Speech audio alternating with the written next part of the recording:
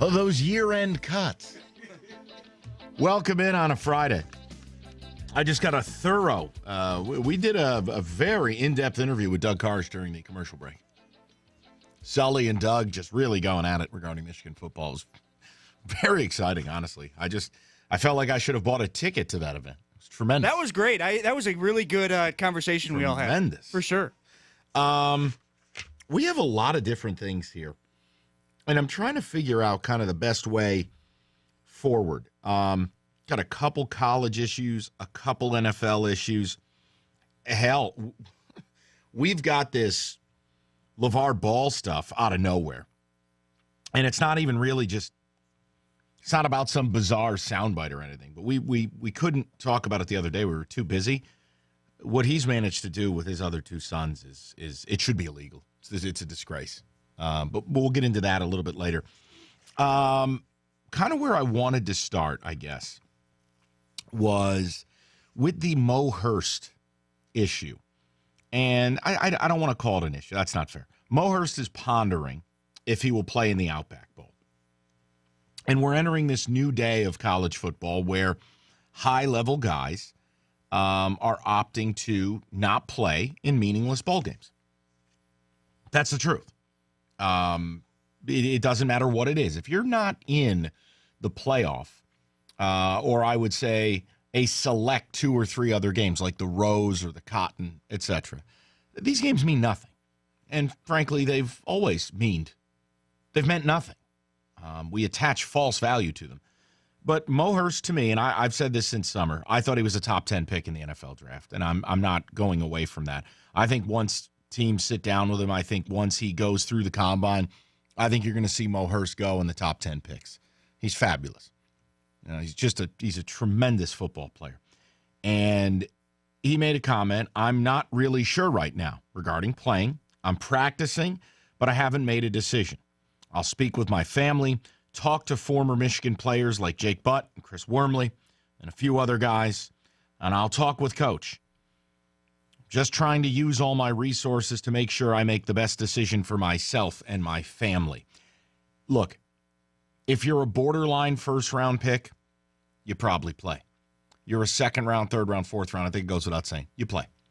But if you are at the top end of the pay scale, if you are already guaranteed first-round money, and any form of injury could cost you tens of millions of dollars, yeah, we're at a point now where, look, last year I had no problem with Leonard Fournette or Christian McCaffrey or any of these guys. To me, you got to do what's right for you. And Mo Hurst only has to look back to last year with Jake Butt. And look what happened to him. I mean, for me, no, I wouldn't play. I mean, if MSU had a guy like Mo Hurst and you're playing in the Holiday Bowl, I'd tell you the same thing. It doesn't matter. These games don't matter. They are showcases. They are exhibitions. They are there for our entertainment. They're simply an extra football game that we get to watch during the holiday season. That's it. Nobody cares. That's why so much of the fighting that fans have done about different bowl games, oh, well, we got to go to the Outback, and it's like, or Spartan fans getting butthurt. It's like, what are you doing? None of it matters. Do you like who you're playing? Do you like when the game's on? It's all that really counts. The old days, it was different. But I want to know where fans are at with it. You know, should Mo Hurst play in this game? And Doug brought up a very interesting point, and I want to add it to the mix. Let's say we get to a point where it's absolutely acceptable for guys to skip out on non-critical bowl games, right? So at what point does that extend into the regular season? I mean, for instance, Michigan's season was over when they lost their second Big Ten game. It was over. And if you want to be fair, you want to be like an apologist for U of M, you could say it was over after they lost to Wisconsin. 3 conference losses. You're now going nowhere. You're not going to the playoff. You're not going to the New Year's Six. Everybody agree? After the Wisconsin game, what would have stopped Mo Hurst from just saying, I'm out? I'm done. I mean, we saw what happened to Ryan Shazier on Monday. That can be anybody at any time. I mean, you see what's happened to your offensive line here with Rick Wagner and TJ. you get rolled up on once, you can have a real problem. See, that is a dangerous precedent to set. But these bowl games do not mean anything. And the money is so great, and certain guys have earned such an opportunity. I'm not going to sit here and tell them they got to play. Like I've always said it, I think it's crazy when guys go back to school. I don't understand it. You have an opportunity to go, like Sam Darnold. I think he's crazy if he stays in school. Go. You know, look, this year, if you've watched any Cowboys football, you've seen Jalen Smith back on the field. He missed almost 2 years because he played in the Fiesta Bowl and had a devastating knee injury. And the only way the insurance policy was going to pay out, unless I read it wrong, is if he never played again. Well, he's playing again, but he may never be the same player. So what did he get out of playing in the Fiesta Bowl, Notre Dame, Ohio State? What did he really get out of it? Look, you do what you want with it. I'm interested in it. Maybe it's not like the sexiest way to start the show, but I think it's a really interesting debate because you have to factor in how you feel as a parent. You have to factor in how you feel as a fan.